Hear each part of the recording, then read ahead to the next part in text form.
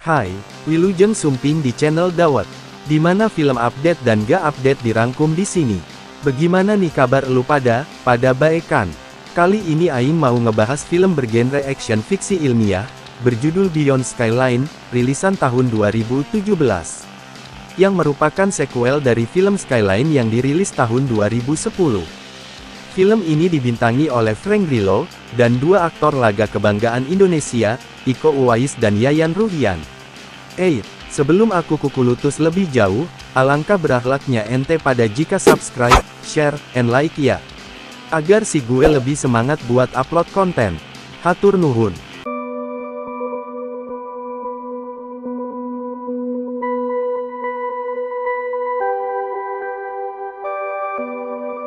Kisah bermulai ketika seorang lelaki yang menuju kantor polisi yang bernama Mark. Mark yang saya kira mau berdinas, ternyata mau menebus anaknya yang bernama Trent yang ditewak oleh kepolisian di sana, dikarenakan ngagebugan orang.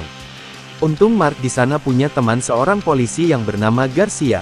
Garcia yang sering ditraktir ngabaso oleh Mark, akhirnya membebaskan anak sohibnya tersebut. Trent pun akhirnya ikut pulang bersama Mark. Trent yang kehilangan ibunya, menjadi frustasi sehingga dia melakukan tindak kriminal. Singkat cerita mobil Mark mogok, karena sudah kolot. Mereka pun memutuskan untuk menaiki kereta bawah tanah untuk balik ke rumahnya.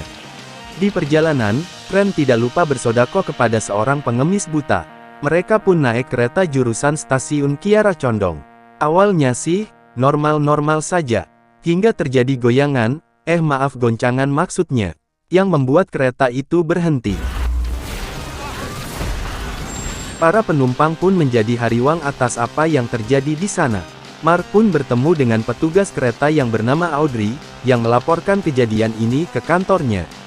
Namun alat komunikasinya seperti kehilangan sinyal, yang membuat komunikasi mereka terganggu. Tetapi Audrey seperti mendengar suara dari kantornya, untuk tidak menatap cahaya. Audrey kemudian meminta para penumpang untuk tetap tenang dan diam di dalam kereta. Tetapi Mark dan yang lain akhirnya memilih keluar dari kereta untuk menyelamatkan diri mereka. Mark yang dulunya anggota Paskibra, memimpin para penumpang tersebut di barisan terdepan. Setibanya mereka tiba di stasiun atas, kemudian terlihatlah cahaya biru yang terpancar dari langit. Hingga pada akhirnya seorang penumpang AWW yang heras babatop ingin pulang, akhirnya melihat cahaya tersebut. Si wanita yang matanya menjadi seperti byakugan tersebut, akhirnya terhipnotis dan berjalan menuju cahaya ilahi yang terpancar di atas langit. Trent yang mencoba menghalangi si AWW, malah ikut-ikutan terhipnotis.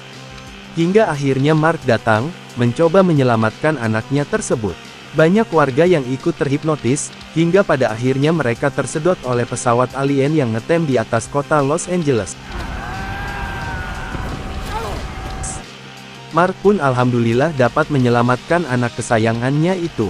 Mereka pun akhirnya memilih kembali ke jalur rel dalam tanah untuk menyelamatkan diri mereka.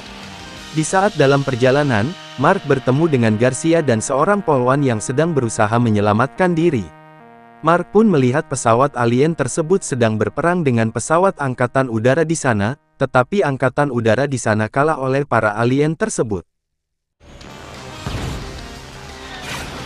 Si polwan yang berkomunikasi lewat walkie-talkie, akhirnya mendapat info bahwa stasiun pangkalan militer tempat yang aman bagi mereka. Pesawat tempur Amrik yang tadinya berniat menembak pesawat alien, malah salah sasaran nembak ke atas kota. Yang alhasil atap jalur bawah tanah kereta menjadi roboh. Garcia tiba-tiba ditarik oleh alien di sana, Mark pun kemudian menembak alien tersebut. Hingga akhirnya Garcia dapat diselamatkan. Si alien yang disangka sudah modar, kemudian menarik si polwan tadi, dan mengambil otak si polwan. Jadi bagi kalian yang tidak punya otak, dipastikan otak Anda semua diambil sama alien. Wakakak maaf bercanda, mereka pun berusaha kabur ke atas. Hingga akhirnya Mark yang kakinya ditarik, meledakkan sebuah mobil untuk membunuh si alien ontohot tersebut. Di sana pun terlihat pesawat alien raksasa yang menyedot semua benda yang berada di bawahnya. Mereka pun akhirnya berusaha kabur, namun Garcia memilih menghadang alien raksasa yang mencoba mendekati mereka. Sesampainya di stasiun pangkalan, mereka kemudian dihadang alien bertubuh bongsor yang kemudian melemparkan mereka satu persatu ke atas pesawat alien. Di dalam pesawat nampak sosok alien yang mengendalikan operasional penyerangan terhadap bumi di sana. Mark pun akhirnya terbangun, dan melihat orang diambil otaknya oleh alien tersebut. Melihat hal ini Mark langsung menyerang alien tersebut, hingga pada akhirnya si pesawat tersebut, membuka gerbang ventilasinya dan menghisap orang-orang di sana termasuk Trent. Mark yang mencoba melawan malah terlempar hampir jatuh keluar pesawat alien. Mark pun menyusuri pesawat tersebut, namun Mark malah dihadang alien yang mencoba membunuhnya. Tiba-tiba Mark ditolong oleh sesosok alien yang kemudian membunuh alien yang mencoba membunuh Mark. Si alien tersebut bernama Jared, yang dimana kalau Anda pernah nonton film sebelumnya, dia diculik dan dirubah menjadi alien jongos oleh para alien jahat. Si alien tersebut mengajak Mark ke suatu tempat, dan terlihat ada seorang AWW yang hendak ngajuru di sana, yang bernama Elaine. Dia pun akhirnya bercerita bahwa kandungannya seperti bereaksi setelah melihat cahaya tersebut, dan sang suami diambil otaknya oleh alien di sana. Namun bukannya menjadi kejam, si Jared yang nampaknya masih memiliki memori tentang istrinya, akhirnya menyelamatkannya dari alien lain. Mark yang pernah kursus kebidanan, akhirnya membantu persalinan Elaine. Namun naas, Elaine harus mati syahid setelah melahirkan anak perempuannya. Mark pun membuat kesepakatan dengan si alien Jared untuk membantu mereka keluar dari tempat itu. Sedangkan Mark akan merawat sang bayi. Di tempat lain Audrey dan Trent sedang berupaya kabur dari sana. Mark dan sang bayi kemudian dibawa ke suatu tempat oleh si alien. Kemudian si alien tersebut menyuruh Mark memasukkan tangannya ke sebuah lubang, di mana lubang itu membuat tangan Mark menjadi bersenjata. Tidak lama kemudian si alien jahat datang ke sana. Dan akhirnya si alien baik dan si alien jahat pasea dan gelut di sana. Dan Mark pun pergi dari tempat itu bersama sang bayi. Si alien Jared yang cuma jadi jongos si alien jahat akhirnya harus kalah di sana. Mark pun akhirnya bertemu dengan kawan-kawannya di sana, termasuk Trent anaknya. Namun naas Trent harus menjadi korban dan otaknya pun diambil. Tidak lama kemudian si alien Jared memasukkan bom ke dalam mesin kapal, yang mengakibatkan pesawat itu meledak dan jatuh ke sebuah pedesaan. Berpindah ke tempat lain di mana ada beberapa pasukan sedang berperang di sana. Turut juga hadir, dua orang yang takut ditilang memakai helm full face, juga ikut paciweh di sana. Di saat mereka lagi main petak umpet, tiba-tiba ada cowok botak hendak menyerang salah satu dari mereka yang bernama Kanya.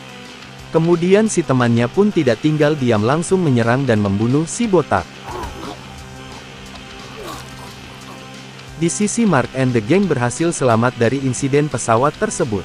Mereka akhirnya harus loncat ke walungan, yang mirip Citarum. Setelah mereka naik ke darat, mereka ditodong pasukan berhelm tadi, yakni Kanya dan kakaknya yang pasti Anda sudah kenal, yaitu suami Audi Item. Di sisi lain si orok yang tadi baru ngaborojol akhirnya tambah membesar karena gen alien yang mengalir di dalamnya. Iko dan Kanya menggiring Mark dan Audrey ke sebuah saung. Saya kira di sini mereka mau ngaliwat, taunya Mang Iko dan Uwa Mark garelut gak jelas. Mang Iko yang sudah punya pengalaman melawan Mad Dog di The Raid, akhirnya berada di atas angin melawan Mark.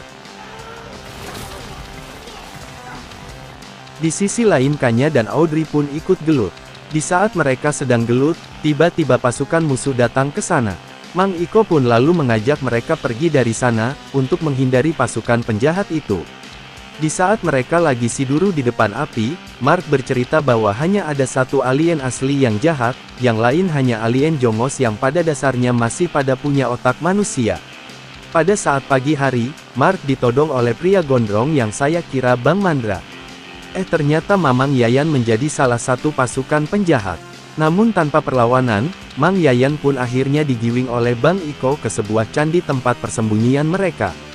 Ternyata di sana terdapat banyak pasukan yang mendiami candi tersebut. Si Orok yang sekarang jadi balita pun akhirnya diperiksa oleh ilmuwan di sana yang bernama Harper.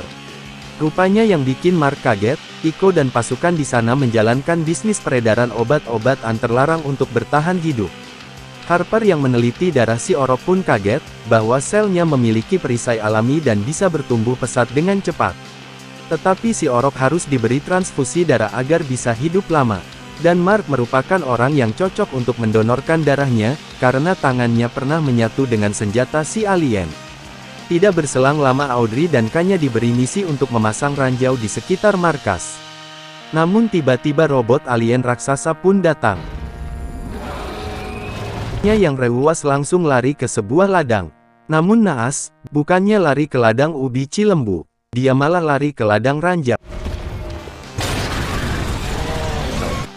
Bang Iko pun merasa sedih melihat Kanya mati, tetapi dia kemudian ingat bahwa ini cuma syuting di mana Audi Item menunggu di Rosikoan di rumah. Mereka pun akhirnya menyusun strategi untuk bertahan hidup dari serangan para alien tersebut. Dan benar saja para gerombolan alien itu mulai menginvasi Candi Prambanan. Bang Iko pun akhirnya mau tidak mau harus duel 1 lawan 1 melawan si alien. Dan akhirnya Bang Iko pun menggunakan jurus Maungti Soledad untuk mengalahkan si alien. Di tempat lain Mark mencoba menyusup ke pesawat si alien, agar dia bisa menghancurkan pesawat itu dari dalam. Balik lagi ke candi, akhirnya Bang Iko membebaskan Mang Yayan Orai untuk membantu mereka melawan para pasukan alien tersebut. Ketika Mark sedang susulumputan masuk, tiba-tiba ada alien yang menghadang. Mark pun berkelahi dengan alien tersebut. Rupanya alien tersebut alien anaknya, yang telat otaknya telah berpindah ke tubuh si alien. Mark pun kemudian memasukkan telur si alien, yang sudah disuntik darah si Orok ke dalam mesin inti kapal. Yang tujuan menghancurkannya dari dalam. Mark kemudian keluar hingga akhirnya membantu Bang Iko bergelut ria dengan para alien tersebut. Mang Yayan pun ikut turun gelut membantu mereka. Di saat Mark dan kawan-kawan berada di atas angin, tiba-tiba si alien jahat menggunakan robot alien raksasa. Untungnya Tren yang sudah sadar, ikut terjun ke sana membantu ayahnya menggunakan robot alien juga. Namun sepertinya Tren yang belum punya SIM menaiki robot, sepertinya tidak sanggup melawan alien jahat tersebut. Di tempat lain Mang Yayan harus menjadi korban atas kebrutalan pasukan alien tersebut. Di saat yang lain sedang paciwah, si bocil malah nyelonong pergi begitu saja.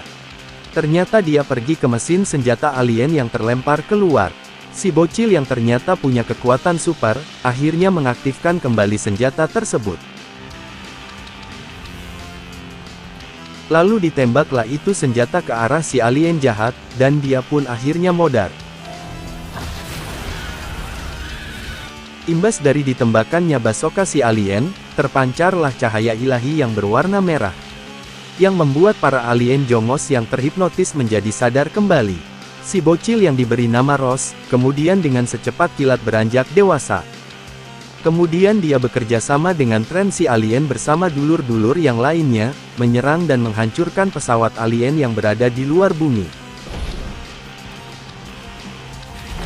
Dan film pun selesai. Alhamdulillah udah beres juga ngebacotnya.